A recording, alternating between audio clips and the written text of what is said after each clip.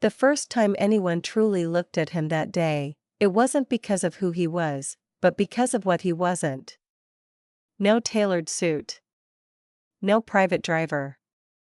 No assistants whispering into earpieces. Just a worn jacket, scuffed shoes, and a tired man standing at the edge of a crowded city street, invisible to a world that usually bowed when he entered a room. Ethan Cole, tech billionaire, headline maker, and one of the richest men in the country, tightened his grip on the fraying strap of a second-hand backpack and wondered, for the first time in years, what it felt like to need something and have no one noticed. It hadn't started as a stunt. It started as a fracture. A hollow feeling that no amount of money, awards, or power could fill. Ethan had built an empire from nothing, yet somewhere along the way, he'd lost the very thing that once drove him: human connection. After a brutal board meeting where numbers mattered more than people, and a headline accusing his company of losing touch with real lives, Ethan made a decision that stunned even himself. He would disappear. No security. No credit cards. No name. Just 1 week living as someone the world passed by without a second glance. The city was loud and unforgiving when you had nowhere to belong. Ethan learned that quickly. Cafes that once welcomed him with smiles now shooed him away with tight lips. A restaurant manager glanced at his shoes and said, "We're full," even though half the tables were empty. By midday, hunger clawed at him, not the mild inconvenience he was used to, but a deep, aching reminder of vulnerability. He sat on a park bench, watching families laugh, couples argue, children chase pigeons. He felt small. Exposed. And for the first time in decades, afraid. That was when he heard a gentle voice. "Mama, he looks cold." Ethan looked up to see a woman and a little girl standing a few steps away. The girl couldn't have been more than 8, her dark hair tied back with a faded ribbon. She clutched a paper bag with both hands, eyes fixed on him with concern rather than suspicion. The woman, early 30s, worn coat, eyes tired but warm, followed her daughter's gaze and hesitated. She looked like someone who counted every dollar, someone who couldn't afford generosity. And yet, after a moment, she walked closer. "Sir," the woman said softly, "we were just about to eat. Would you like to join us?" Ethan almost laughed at the absurdity of it. He had bought meals that cost more than their monthly rent. He had tipped waiters with amounts that could change lives. And here he was, being offered lunch by someone who clearly had very little. "I couldn't," he said, instinctively. "You don't have to." The little girl frowned. "Mama says you should share when someone's hungry." The woman smiled apologetically. "She's stubborn," she said. "I'm Lena. This is my daughter, Mia. It's not much, but it's warm." Something in Ethan's chest tightened. He nodded, unable to trust his voice. They sat together on the bench, unwrapping simple sandwiches. Turkey and cheese. An apple cut neatly in half. As they ate, Mia chatted freely, telling him about school, about how she wanted to be a doctor so nobody has to be scared at hospitals. Lena listened with quiet pride, occasionally glancing at Ethan, as if to make sure he was comfortable. "Are you from around here?"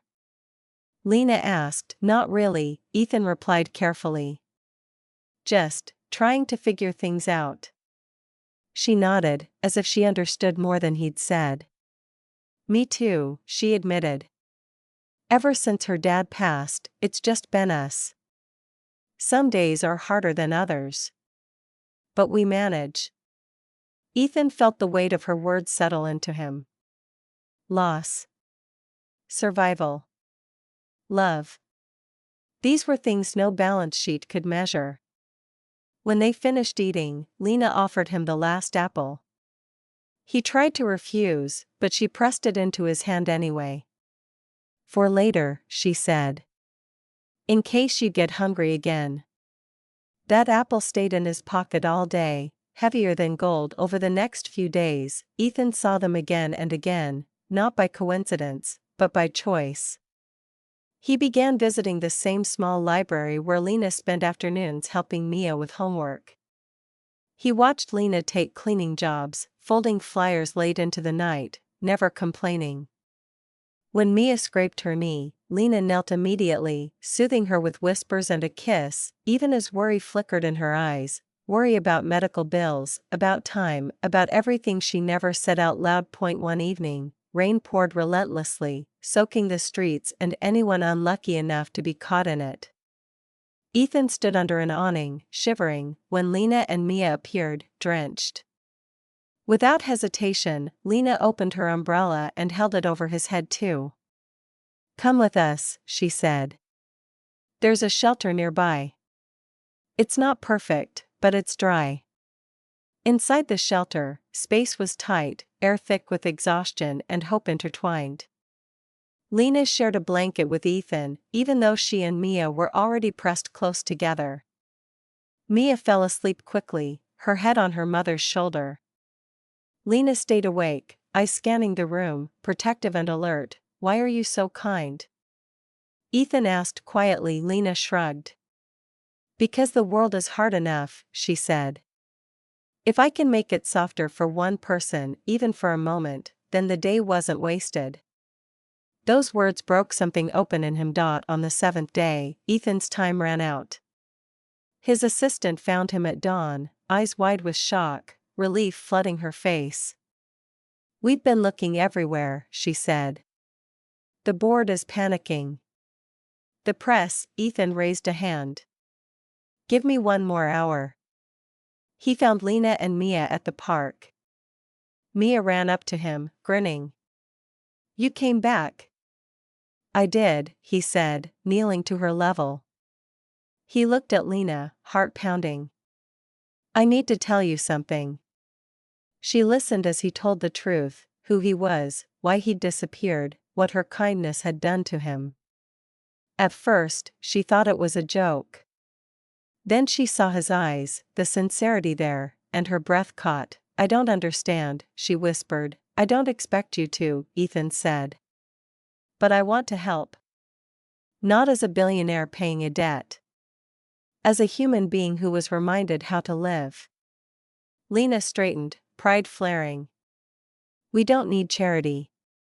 "I know," he said gently. "That's why I'm offering opportunity. Choice."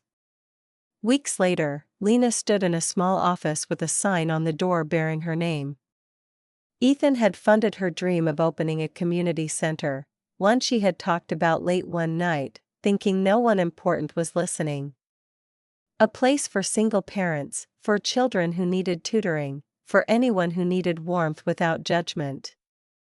Ethan didn't put his name on the building. He didn't call the press. He just showed up sometimes, quietly, bringing books or fixing chairs. Mia hugged him one afternoon and said, "You don't look sad anymore." He smiled. "That's because someone reminded me what matters." The world never knew the full story. Headlines moved on.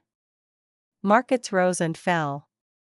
But in one corner of the city, kindness had rewritten a destiny, not because of money, but because a mother and daughter chose compassion when it cost them something. And Ethan Cole learned the greatest truth of all: wealth can buy comfort, but only kindness can change a life, sometimes even your own.